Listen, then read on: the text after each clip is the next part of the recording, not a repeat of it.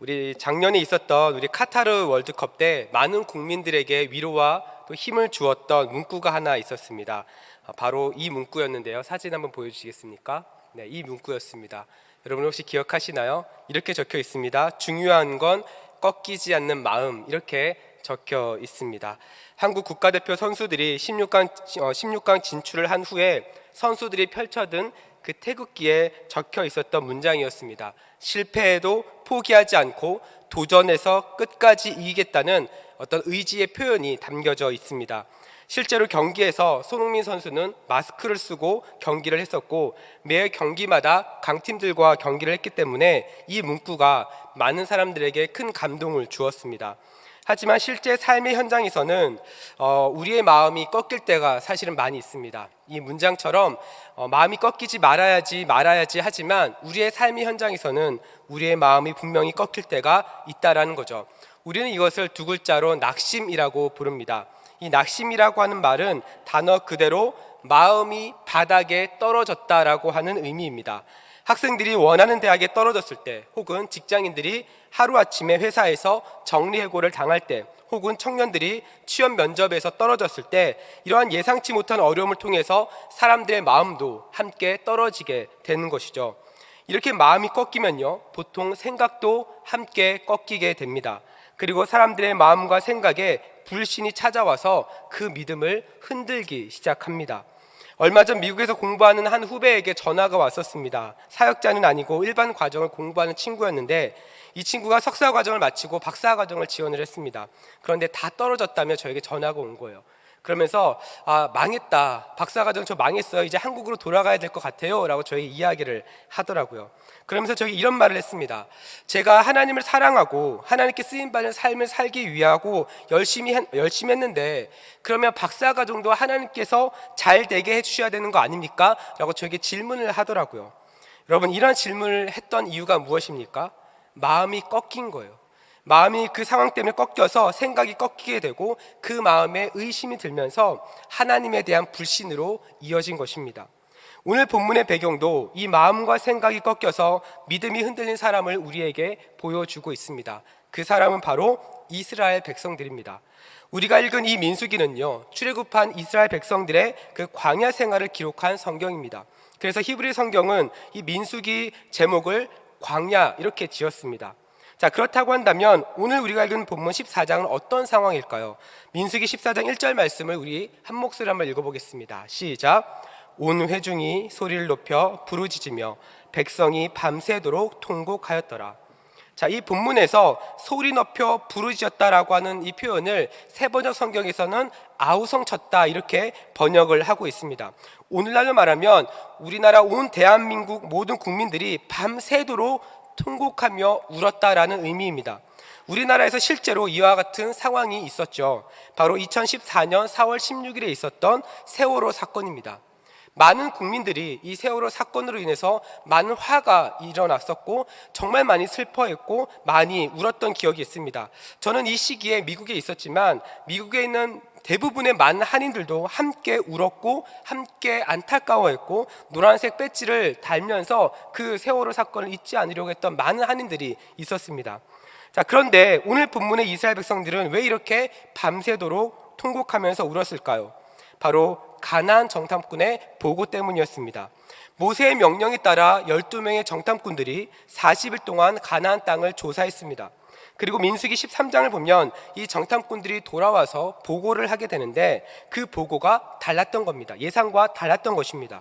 12명 중에 10명은 가나안 땅에 살고 있는 그 원주민들과 그 가나안 성읍에 압도되어서 그 땅을 정복할 수 없다라고 이야기를 하였습니다. 이 내용이 민수기 13장 31절부터 33절에 이야기를 하고 있는데요, 우리 한 목소리를 읽겠습니다. 시작. 그와 함께 올라갔던 사람들은 이르되 우리는 능히 올라가서 그 백성을 치지 못하리라. 그들은 우리보다 강하니라 하고 이스라엘 자손 앞에서 그 정탐한 땅을 악평하여 이르되 우리가 두루 다니며 정탐한 땅은 그 거주민을 삼키는 땅이요 거기서 본 모든 백성은 신장이 장대한 자들이며 거기서 네피림 후손인 아낙 자손의 거인들을 보았나니 우리는 스스로 보기에도 메뚜기 같으니 그들이 보기에도 그와 같았을 것이니라. 아멘. 여러분, 이 당시 이스라엘 백성들은 가나안 지역까지 약 한 420km 정도 떨어진 곳에 있었습니다. 그 지역 이름이 가데스 바네아였는데 하나님이 인도하신 약속의 땅에 거의 다 와 있는 상태였어요. 하지만 이스라엘 백성들은 가나안 땅에 갔던 그 정탐꾼들에 대한 악평을 듣고 마음과 생각이 꺾여 버렸습니다. 마음과 생각이 꺾일 때 그 다음 단계는 무엇입니까? 앞서 말한 대로 하나님에 대한 불신으로 이어지게 되는 것이죠. 그래서 이 불신이 모세와 아론을 향해서 원망으로 이어지게 됩니다. 그리고 이렇게 마음과 생각이 꺾인 이스라엘 백성들의 신앙 상태를 나타내는 구절이 있는데 바로 느헤미야 9장 16절과 17절 말씀입니다. 이렇게 이야기합니다. 제가 읽어드리겠습니다. 그들과 우리 조상들이 교만하고 목을 굳게 하여 주의 명령을 듣지 아니하고 거역하며 주께서 그들 가운데에 행하신 기사를 기억하지 아니하고 목을 굳게 하며 배역하여 스스로 한 우두머리를 세우고 종되었던 땅으로 돌아가고자 하였나이다. 어떻게 평가합니까? 마음과 생각이 꺾여 불신으로 이어진 이스라엘 백성들의 그 믿음의 상태는 하나님 앞에 교만했고 하나님의 그 말씀과 기적의 역사를 잊어버렸고 하나님 앞에 불순종했다라고 평가하고 있습니다. 그 결과 어떻게 됩니까? 출애굽 1세대는 모두 약속의 땅에 들어가지 못하게 되었습니다. 하지만 같은 것을 보고도 마음이 꺾이지 않는 사람이 있었는데 우리가 잘 알고 있는 여호수아와 갈렙이었습니다. 그 결과 여호수아는 모세의 다음 이스라엘 지도자가 되었고 갈렙은 85세의 나이에 헤브론 땅을 자신의 분깃으로 받게 되죠. 이것이 가능했던 이유를 오늘 본문에서 설명을 하고 있는 것입니다. 우리 다시 한번 오늘 본문 한 목소리로 한번 읽어보겠습니다. 함께 읽습니다. 민수기 말씀입니다. 시작. 그러나 내 종 갈렙은 그 마음이 그들과 달라서 나를 온전히 따랐은즉 그가 갔던 땅으로 내가 그를 인도하여 드리리니 그의 자손이 그 땅을 차지하리라. 이 본문에서 우리가 주목해야 되는 표현이 두 가지가 있습니다. 첫 번째는 뭐냐면 갈렙의 마음이 그들과 달랐다라는 것입니다. 어떻게 달랐습니까? 12명 중에 10명이 가나안 땅이 아니라고 말할 때 끝까지 가나안 땅은 하나님께서 약속하신 땅, 하나님께서 우리에게 허락하신 땅이라고 하는 그 흔들리지 않는 마음을 갖고 있었던 겁니다. 갈렙은 10명의 정탐꾼들과 이스라엘 백성들과 다르게 마음과 생각이 꺾이지 않았기 때문에 어떻게 반응합니까? 낙심하고 있는 이스라엘 백성들을 향해 옷을 찢고 다음과 같이 말합니다. 민수기 14장 8절입니다. 한 목소리를 읽겠습니다. 시작. 여호와께서 우리를 기뻐하시면 우리를 그 땅으로 인도하여 들이시고 그 땅을 우리에게 주시리라. 이는 과연 젖과 꿀이 흐르는 땅이니라. 사랑하는 여러분, 이 고백의 핵심은 다른 10명이 보았던 거인 같은 안악 자손이 아니라 눈에 보이는 상황이 아니라 하나님이 기뻐하시면 우리는 가나안 땅에 들어갈 수 있다라는 믿음의 고백인 것입니다. 이 말은 우리에게 적용할 수 있습니다. 우리가 하나님이 기뻐하시는 삶을 살면 우리도 마음과 생각이 꺾이지 않는다라는 것입니다. 그리고 모든 환경을 뛰어넘을 수 있다는 것입니다. 사랑하는 우리 성도 여러분, 저는 이 말씀이 여러분의 믿음의 고백이 되기를 축복합니다. 그리고 여러분이 하는 모든 일이 하나님께 기쁨이 되기를 축복합니다. 그래서 어떤 환경 속에서도 마음이 꺾이지 않고 하나님께서 여러분에게 허락하신 그 놀라운 은혜와 복을 믿음으로 모두 받아 누릴 수 있는 은혜가 있기를 축복합니다. 이렇게 꺾이지 않는 마음 때문에 갈렙은 하나님 앞에 교만하지 않았습니다. 하나님께서 베풀어 주신 모든 기사를 잊지 않았습니다. 하나님의 말씀에 순종하지 않았습니다. 그래서 하나님께서 뭐라고 평가하셨습니까? 갈렙의 마음이 그들과 달랐다라고 평가를 하시는 것입니다. 자, 그런데 오늘 본문에서 주목해야 되는 표현 한 가지가 더 있습니다. 그것은 바로 그 앞에 붙어 있는 그러나라고 하는 표현입니다. 왜 오늘 본문은 이 그러나라고 하는 표현을 썼습니까? 갈렙의 모습이 다른 사람들 보기에 반전이 있었다라는 겁니다. 모든 사람들이 차라리 애굽으로 돌아가는 것이 좋겠다라고 말했습니다. 함께 가나안 땅에 갔었던 정탐꾼들조차 가나안 정복은 어렵다라고 말했습니다. 하지만 하나님의 평가는 무엇입니까? 그러나예요. 그러나 내 종 갈렙은 그 마음이 그들과 달랐다라는 겁니다. 여러분, 만약에 소수의 인원이, 정말 몇 명 안 되는 사람이 한 번뿐인 인생 돈을 많이 벌고 이 땅에서 내가 다 하고 싶은 거 다 하면서 사는 것이 행복이야 라고 이야기하면 그 생각에 동의하지 않을 수 있습니다.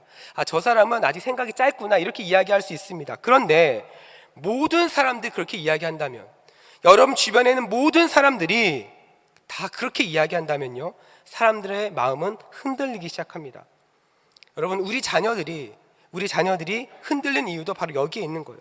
주일에 교회 대신 학원을 가고 수련회를 가지 못한 이유도 바로 이러한 맥락에 있는 것입니다. 자녀들이 주일에 교회를 오고 수련회 갈 동안 다른 친구들은 학원에 가서 열심히 공부하고 있으면 스스로 경쟁해서 밀린다라고 생각을 하는 거죠. 이 불안한 마음이 교회에서 은혜 받고 하나님께 인정받는 자녀로 사는 것보다 더 크게 느껴지는 것입니다. 얼마 전 제가 신문을 봤는데 수능에서 만점을 받은 친구가 신문 기사에 나왔어요. 1등급 받은 학생에 대한 신문이 기사가 나왔는데, 여러분 정말 대단하지 않습니까? 저는 꿈도 못 꾸는 점수입니다. 수능에서 다 1등급인 거예요. 다 만점인 거예요. 너무나도 축하하고 정말 대단한 일입니다. 자, 그런데 이 기사가 어디에 나왔냐면 일반 신문사가 아니라 기독교 신문사에서 이 아이에 대해서 기사를 적었어요. 그러면서 기독교 가정이라는 이유로 마치 이 신앙이 있는 학생이 믿음으로 그 수능에서 만점을 받은 것처럼 기사가 나왔습니다. 그런데 이 학생은요, 중학교 이후에 주말에 학원 가는 것 때문에 교회를 나온 적이 없대요. 성탄절에 교회를 한번 나왔다고 이야기를 합니다. 좋아하는 구절은, 성경 구절은 없고 사도신경만 알고 있대요. 그래서 사도신경을 고백하는 것을 좋아한다라고 이야기합니다. 여러분, 올바른 신앙생활을 했다고 이야기할 수 있습니까? 그런데 제가 이 기사를 보면서 안타까운 것은 믿음의 자녀를 둔 많은 부모님들이 이 아이의 신앙에 대한 안타까운 마음보다 수능 만점, 서울대 의대라고 하는 이 부분에 더 부러워하더라는 것입니다. 왜냐하면 수능 만점 받아서 서울대 의대 간 인생은 성공했다라고 생각하기 때문이죠. 사랑하는 여러분, 우리가 이 땅에서 하는 일마다 잘 풀리고 우리 자녀들이 좋은 대학 가는 것, 우리 자녀들이 좋은 직장에 취업하는 것 너무나도 중요합니다. 이 부분을 위해 최선을 다하는 것도 너무나도 중요하고 그렇게 해야 합니다. 하지만 우리가 반드시 잊지 말아야 할 한 가지는 이러한 모습이 하나님 보시기에 어떠한가라는 것이죠. 왜냐하면 하나님은요, 우리의 마음을 다 알고 계시기 때문에 그렇습니다. 그 마음의 중심이 어디를 향해 있는지, 그 마음이 정말 하나님이 기뻐하시는 마음으로 향하고 있는지, 그것을 위해서 노력하고 있는지, 그것을 위해서 시간을 들이고 물질을 들이고 마음을 들이며 헌신하고 있는지 우리 하나님은 다 알고 계신다라는 겁니다. 모든 사람들이 교회에 왜 가냐고 말하고 수련회에 왜 가냐고 말하고 하나님을 왜 믿냐라고 말할 때, 우리도 오늘 본문의 말씀처럼 그러나 내 종 갈렙은 그 마음이 그들과 달랐다라고 하는 평가를 우리도 받아야 되지 않겠습니까? 여러분, 갈렙은요, 다른 사람이 보지 못하는 이 영적인 통찰력이 있었습니다. 그래서 환경은 갈렙에게 큰 문제가 되지 않았습니다. 성경에서 하나님께 쓰임받았던 대부분의 사람들이 환경을 뛰어넘어서 그들의 믿음을 지킬 수 있었던 이유도 다른 사람이 보지 못하는 바로 이 영적인 통찰력이 그들에게 있었기 때문에 그렇습니다. 그 중에서 우리가 잘 알고 있는 노아를 우리는 볼 수 있죠. 노아가 살았던 시대의 그 문제의 핵심도 사실 마음의 문제였습니다. 창세기 6장 5절입니다. 우리 한 목소리를 읽겠습니다. 시작. 여호와께서 사람의 죄악이 세상에 가득함과 그의 마음으로 생각하는 모든 계획이 항상 악할 뿐임을 보시고. 여러분, 여기서도 보면 마음으로 생각하는 모든 계획이라고 말합니다. 마음부터 시작해서 생각으로 이어져 계획을 한다라는 것이죠. 그런데 이 노아 시대의 사람들이 모든 계획이 어떻다고 말합니까? 항상 악했다라고 말합니다. 이 부분에 대해서 청교도 신학자인 토마스 보스터는 죄로 인해 인간의 본성이 타락했기 때문이라고 말합니다. 그리고 이 타락의 결과로 두 가지의 결과로 이어지는데, 첫 번째는 본성의 부패, 두 번째는 삶의 부패를 가져왔다라고 이야기합니다. 그러니까 마음이 부패한 것은 죄로 인해서 우리의 본성이 부패한 것이고, 그 결과 삶의 부패까지 가져오게 되었다라는 겁니다. 마음이 부패했기 때문에 하나님께서 의도하신 상태를 벗어나게 되고, 그 결과 우리의 생각, 우리의 의지, 우리의 감정도 부패한 것이에요. 더럽혀진 것입니다. 이렇게 더럽혀진 인간의 본성은 하나님께서 창조하신 이 세상도 함께 더럽히고 있는 것이에요. 그래서 우리의 삶의 환경을 망가뜨리기 시작합니다. 하나님께 집중하지 못하게 만드는 그런 환경으로 사람들은 계속해서 나아가고 있는 것이죠. 이러한 모습에 대해서 하나님은 굉장히 슬퍼하셨고 하나님 마음에 근심을 가져다 주게 되었습니다. 그런데 모든 사람들이 죄로 망가진 이 세상을 살아갈 때 오직 노아만이 그 부패한 마음이 아니라 하나님이 기뻐하시는 방향으로 살아간 것입니다. 그래서 창세기 6장 8절에 이렇게 이야기합니다. 한 목소리를 읽습니다. 시작. 그러나 노아는 여호와께 은혜를 입었더라. 노아를 설명하는 앞에 그러나라고 하는 이 접속사가 붙은 이유도 뭡니까? 오늘 본문의 갈렙처럼 다른 사람들과 다른 반전의 모습이 있었다라는 것입니다. 사랑하는 우리 성도 여러분, 여러분의 인생 앞에도 그러나의 영적인 반전이 있는 삶이 되기를 축복합니다. 여러분 주변의 모든 사람들이 하나님께서 의도하신 방향과 다르게 가더라도 그러나 여러분은 그 마음이 그들과 달라서 나를 온전히 따랐다라고 하는 그 하나님의 평가를 받을 수 있기를 축복합니다. 이 일을 위해 우리가 붙잡아야 하는 것이 바로 꺾이지 않는 마음이에요. 우리의 마음이 꺾이지 않는 겁니다. 환경에 꺾이지 않고 상황에 꺾이지 않고 사람의 말에 꺾이지 않는 것입니다. 우리의 마음을 그렇게 잘 지켜야 하는 것입니다. 실제로 성경은 이 마음의 중요성에 대해서 굉장히 많이 강조를 하고 있습니다. 예수님께서도 이 마음에 대해서 46번이나 직접 언급을 하셨어요. 자, 그렇다고 한다면 이 마음이 우리의 신앙과 어떤 관련이 있을까요? 로마서 10장 10절을 보니까 이렇게 이야기합니다. 우리 한 목소리를 읽습니다. 시작. 사람이 마음으로 믿어 의에 이르고 입으로 시인하여 구원에 이르느니라. 사도 바울은 하나님께서 저와 여러분을 구원하는 방식이 마음에서부터 시작해서 입으로 고백하는 행동으로 이어진다라고 말합니다. 예수님 시대에 유대인들의 문제가 바로 여기에 있었어요. 율법을 잘 지키고 그 율법을 잘 지키기 위해서 613개의 계명을 또 만들었지만 그들은 하나님 아버지의 마음을 몰랐습니다. 하나님 아버지의 마음을 몰랐기 때문에 예수님을 십자가에 못 박는 그런 일들을 만들었죠. 만약 우리도 신앙생활하면서 하나님 아버지의 마음을 모르는 상태에서 신앙생활을 한다면 우리는 행위만 남게 될 것입니다. 교회를 다니고 예배를 드리고 말씀을 읽는데 우리의 마음 가운데 하나님 아버지의 마음이 느끼지 못한다고 한다면 우리는 어디에 초점을 맞추게 되냐? 우리의 행함에 맞추게 돼요. 우리의 행함에 맞추게 되다 보면 우리가 그렇게 살지 못하게 될 때 우리는 우리 자신을 자책하게 만듭니다. 내가 신앙생활 잘못하고 있구나. 여러분, 우리의 행함을 의지할 때 소망은 없습니다. 우리의 행함만을 우리 신앙의 기준으로 삼는다고 한다면 우리의 신앙은요, 잘못된 방향으로 가고 있는 거예요. 그러면서 반대로 우리의 행함이 잘 되고 있으면 어떻게 할까요? 다른 사람의 행함이 보이기 시작합니다. 그래서 다른 사람의 행함이 잘못하고 있는 것을 보면서 지적하기 시작합니다. 아, 저 사람은 저렇게 하면 안 되지, 신앙생활 저렇게 하면 안 되지, 이런 일들이 나타나게 되더라는 겁니다. 그래서 여러분, 우리는요, 가장 먼저 우리의 마음을 지키는 것이 너무나도 중요합니다. 자, 그렇다고 한다면 우리는 어떻게 우리의 마음을 잘 지켜낼 수 있을까요? 이 부분에 대해서 함께 나누고 기도하는 시간을 갖도록 하겠습니다. 첫 번째로 우리의 마음을 잘 지키기 위해서는요, 우리의 마음을 청결하게 해야 합니다. 마태복음 5장 8절입니다. 우리 한 목소리를 읽습니다. 시작. 마음이 청결한 자는 복이 있나니 그들이 하나님을 볼 것이며. 우리가 너무나도 잘 아는 말씀입니다. 예수님께서 복이라고 말씀하시면서 하신 말씀입니다. 여러분, 우리가 하나님의 은혜를 경험하기 원한다면 청결한 마음을 가질 수 있기를 축복합니다. 청결한 마음이란 성경 원문으로 캐사로스라고 하는데 이것은 의식적으로 죄를 멀리하는 그런 마음을 의미하는 것이에요. 예수님은 이렇게 죄를 멀리하는 것이 하나님을 볼 수 있는 복이라고 말씀을 하셨습니다. 여기서 본다는 것은 육안으로 하나님을 볼 수 있는 것을 의미하는 것이 아니라 하나님의 존재를 인식해서 그 하나님께서 나와 함께 하시는구나라는 것을 알게 한다는 거예요. 느끼게 한다는 것입니다. 실제로 하나님께서는 여러분에게 은혜를 베풀기를 원하시는 분이십니다. 어떤 사람은 은혜를 주고 어떤 사람은 은혜를 주기 싫은 어떤 그러한 분이 아니라는 거예요. 우리 하나님은 이 자리에 앉아있는 여러분 모두가 그 은혜를 경험하기를 원하시는 분이십니다. 하지만 우리가 그 은혜를 누리지 못하는 것은 하나님의 은혜가 부족해서도 아니고 우리의 마음이 죄로 인해 청결하지 못하기 때문입니다. 그래서 우리에게 베풀어 주신 그 은혜를 우리가 인식하지 못하는 것이에요. 하나님께서 죄를 싫어하시는 이유가 바로 여기에 있는 것입니다. 죄가 있으면 하나님에 대해서 무감각해지는 거예요.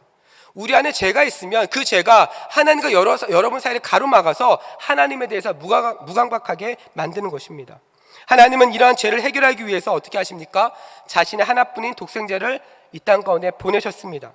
그래서 여러분과 하나님 사이에 막혀있는 모든 죄의 벽을 예수님께서 십자가에 달려 죽으시고 부활하심으로 모두 다 허물어 버리셨습니다.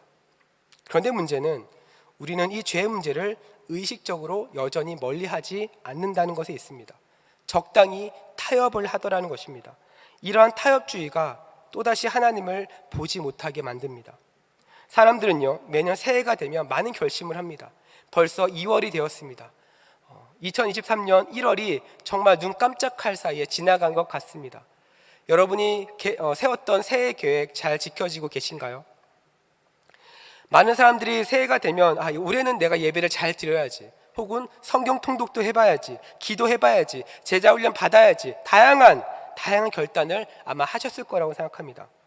여러분들도 그런 결단을 하셨을 거라고 생각합니다. 그런데 정말 신기한 것은 하나님 앞에 결단할 때마다 자꾸 타협하게 되는 문제들이 발생하게 되더라는 것입니다. 그래서 하나 둘씩 타협하다 보면 어떻습니까? 처음에 결단했던 목표에서 점점 멀어지는 우리의 삶의 모습을 보게 됩니다. 이스라엘 백성들도 마찬가지였습니다. 하나님께서 그렇게 많은 기적을 베풀어 주셨고 그렇게 많은 은혜를 베풀어 주셨음에도 불구하고 그들은 가나안 땅에 들어가서 이방신을 섬기게 되죠. 바알과 아세라를 섬기면 농사를 잘 지을 수 있다라고 하는 그 생각으로 우상을 범하는 죄와 타협을 했던 것입니다. 이것은 모든 것의 창조자 되시는 하나님에 대한 직접적인 도전이며 동시에 하나님께서 베풀으신 모든 은혜를 다 잊어버리는 것입니다. 그리고 하나님 아버지의 마음에 대못을 박는 거죠. 사랑하는 우리 성도 여러분, 우리 하나님은요, 여러분과 교제하기를 원하시고 여러분을 통해서 예배받기 원하시고 여러분에게 은혜를 베풀기를 원하시는 분이신 줄로 믿으시기 바랍니다. 하지만 우리의 마음이 청결하지 않으면, 우리가 의식적으로 죄를 멀리하지 않으면 우리는 하나님의 존재를 점점 인식하지 못하게 될 것입니다. 그리고 이것이 오랜 시간 동안 지속하게 되면 교회를 떠나게 되는 원인이 되기도 합니다. 아마 여러분 주변에 이렇게 교회를 떠난 분들이 아마 계실 것입니다. 사랑하는 우리 성도 여러분, 의식적으로 죄와 멀어지셔야 합니다. 의식적으로 죄와 타협하지 않으셔야 합니다. 여러분 주변에 많은 사람들이 하나님께 기쁨이 되지 않는 말, 생각, 선택들을 할 수 있습니다. 그러나 여러분, 이 말에 흔들리지 마시고 오늘 본문의 갈렙과 그리고 노아처럼 영적인 반전을 만들어낼 수 있기를 축복합니다. 그럴 때 하나님 앞에서 여러분의 마음이 청결해짐으로 하나님의 은혜를 발견하게 될 줄로 믿습니다. 자, 두 번째로 우리의 마음을 잘 지켜내기 위해서는요, 하나님의 은혜에 집중해야 합니다. 베드로전서 1장 13절 말씀을 보니까 이렇게 이야기합니다. 한 목소리를 읽어볼까요? 함께 읽습니다. 시작. 그러므로 너희의 마음의 허리를 동이고 근신하여 예수 그리스도께서 나타나실 때에 너희에게 가져다 주실 은혜를 온전히 바랄지어다. 여러분, 이 구절에서 마음의 허리를 동이고 라고 하는 표현이 있습니다. 마음의 허리를 동이고. 여러분, 이 표현은요, 이스라엘 백성들이 지켜야 하는 유월절 규례와 관련이 있습니다. 출애굽기 12장 11절은 이렇게 말합니다. 제가 읽어드리겠습니다. 너희는 그것을 이렇게 먹을지니 허리에 띠를 띠고 발에 신을 신고 손에 지팡이를 잡고 급히 먹으라. 이것이 여호와의 유월절이니라. 여러분, 유월절은요, 이스라엘 백성들이 애굽에서 구원된 날을 기념하는 절기입니다. 이 유월절을 예수님도 지키셨고 오늘날의 지금의 이스라엘 사람들도 이 유월절을 지키고 있습니다. 이 유월절에는 허리에 띠를 띠고 그 어린 양을 급하게 먹으라고 본문이 이야기하고 있습니다. 이것은 이제 애굽에서 벗어나 하나님이 인도하시는 그 길을 가기 위해서 빨리 준비하고 있으라는 겁니다. 언제든지 주님께서 말씀하시면 떠날 준비를 하고 있으라는 것입니다.